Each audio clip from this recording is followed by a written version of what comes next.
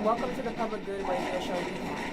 This is Yolanda Hill from the Partnership for the Public Good, speaking to Jerome Wright, community leader and activist who works for the Campaign for Alternatives to Isolated Confinement, and also Patrick Cray. I'm saying that right. Okay, Patrick Cray, also from the Campaign for Alternatives to Isolated Confinement, and also an activist. Today they will be talking about reforming solitary confinement in Erie County, talk about some updates on policy at the state and local level, and on things that you guys can do locally here in the city of Buffalo to reform solitary confinement.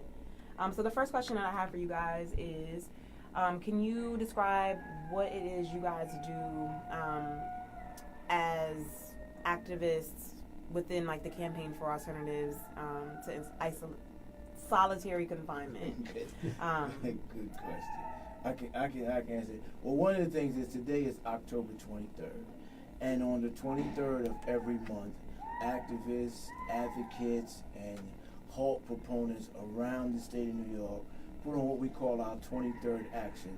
And the 23rd signifies the 23 hours a day that an individual stays in a solitary confinement cell with that 1 hour of recreation supposed to be mandated. So on the 23rd, we like to honor those presently serving, those formerly served, and those who will unfortunately find themselves in solitary confinement for 23 out of 24 hours out of the day in a 6x9 cell in some correctional facility, either in a jail or prison in New York State.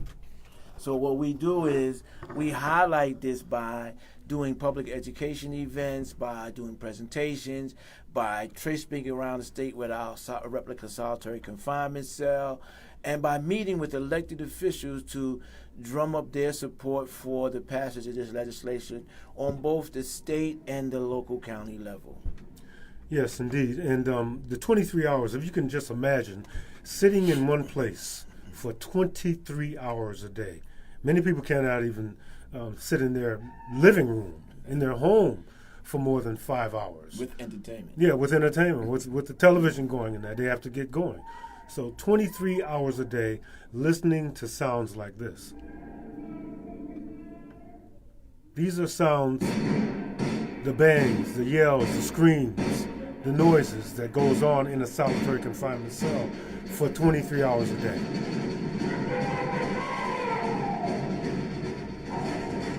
And true, as we sit here, we have the luxury of being able to turn the volume up or down, but if you're sitting in that cell, you don't have the luxury of getting away from that sound. So for 23 hours a day, that goes on. That is why we have the 23rd of each month. We call it an action.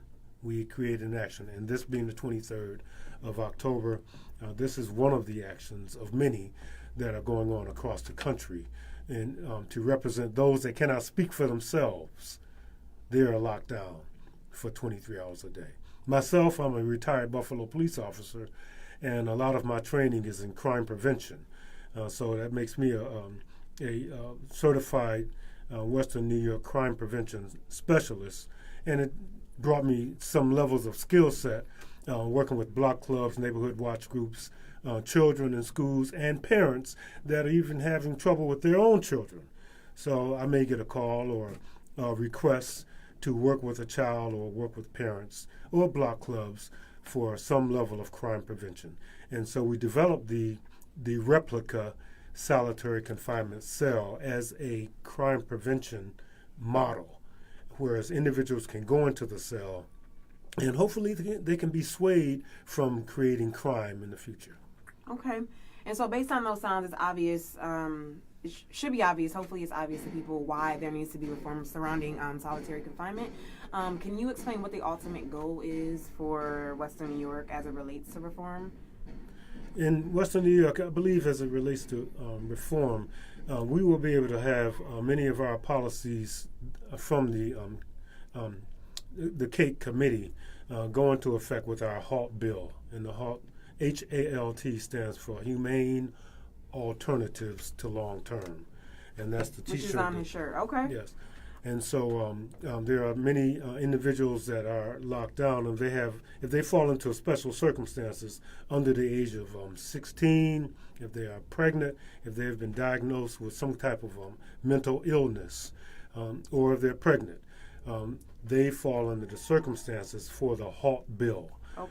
And those are some of the humane alternatives to long term, where we can shorten the amount of time from 23 hours a day down to a minimum of 15 hours a day. Okay. And then hopefully shorten the amount of time that the person is in solitary in general. Now, to me, I understand that it's absurd for me to think that we're going to get rid of solitary confinement altogether. I know that coming from a law enforcement standpoint, and bad people out here, many of them need to be thrown in jail and the key thrown away. But with the HALT bill, we can say now we can give these individuals that are in there some help, some real help, allow them to get out of the 23 hours a day and get that mental help that they need to be able to have opportunity to be with their family, their child, if they're nursing. And then the 16-year-old, what are they doing in there for 23 hours a day other than being subjected to possibility of suicide? And when we know that there's a high rate of suicide for individuals that are in solitary in the first place. So that's where we come in. We're trying to give the people that cannot speak for themselves an opportunity to be heard. And the only thing I would add is that there is a racial component to this. We represent 13% of the people in the state of New York, but 50% in prison and 60% in solitary confinement, black and brown people. So there is a real decimation of our communities when that many people are tortured on a daily basis and then invariably released back into the community. And I don't want anybody to mistake this. Although we're not fighting for the abolition of solitary confinement, we're fighting for it to be a situation where people do get help. Because right now, you go into solitary confinement, you stay in there all day, you get no education, no mental health, no social, no vocational, you get nothing. You get nothing but those sounds and the own pains in your own mind and in your heart. So we're talking about revolutionizing a system that has not worked effectively for anybody to begin with. We're talking about people who maybe need to be segregated, but no one needs to be isolated. And that's what solitary confinement is doing now, isolating people for months, weeks, years, and decades. And that needs to stop. And on the county level, we're talking about in the county jail, we've had 24 deaths down there of suicides. And some of them, the majority of them, have happened in solitary confinement. So you can go to solitary confinement for a traffic incident and end up in solitary confinement and then dead. That shouldn't be happening. So we want to stop it on the county level, the state level. It should not exist. And let me tell you this, every place in this union where they've already done it, Colorado, Texas, California, all of those states have said that the rate of violence and the solitary problems have dropped between 25 and 78%. That even the staff that was initially reticent about doing this stuff by changing the rules now say that the environment they work in is better, the prisoners are better, and the entire system functions more optimally. So we come up with this acronym, CAIC, Campaign for Alternatives to Isolated Confinement. So it is by no accident that we're looking for alternatives to isolated confinement. And with this bill, the HALT bill, Humane Alternatives to Long Term, we're trying to come up with your help, with our community's help, to come on board with us. We can use your help. Volunteers, sponsorships, co-sponsors can come on board. We're trying to put together another cell, and we love to have that cell voluntarily donated to us. We've worked hard. We've been up and around Western New York, taking our one cell that we have to Rochester, all around Western New York, various churches, community groups, the Juneteenth Festival, other festivals, the Jefferson Avenue Arts Festival. We would love to have 2, maybe 3 circulating so that we can use this crime prevention tool to the young people and the older people that could be subjected to solitary confinement.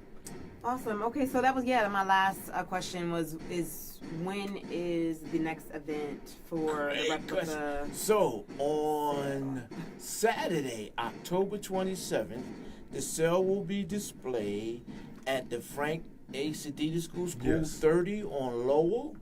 It'll be there from 10 a.m. until 1 p.m. As a matter of fact, it'll be there the day before. We're gonna set it up. Yes. And they're having a after school and weekend program for fathers. And one of the things we do is use it, as Patrick says, a preventive tool for young kids who are going to come to that program with their fathers. They say they average anywhere from 200 to 250 people who come through on them Saturdays. And so we're going to have it there. We're going to have a presentation. We're going to have the cell with the sound in it. We're going to talk to fathers and their sons and daughters about not getting in that situation, but also about helping us make that situation better for the people who've already found themselves there. Awesome. Well, thank you guys for joining us, and you guys will create a Facebook event for that, right? For the replica cell on the 27th. Yeah, I believe so. We can. Okay, cool. We So will. people can We find it. will. Awesome. And then Yeah, we'll also share it on our listserv There you go. as well. Okay, cool. Well, thank you guys for joining us. And thank you all for watching the Public Good Radio Show recap. The sound in the background is from individuals who are in solitary confinement, just to let you guys all know.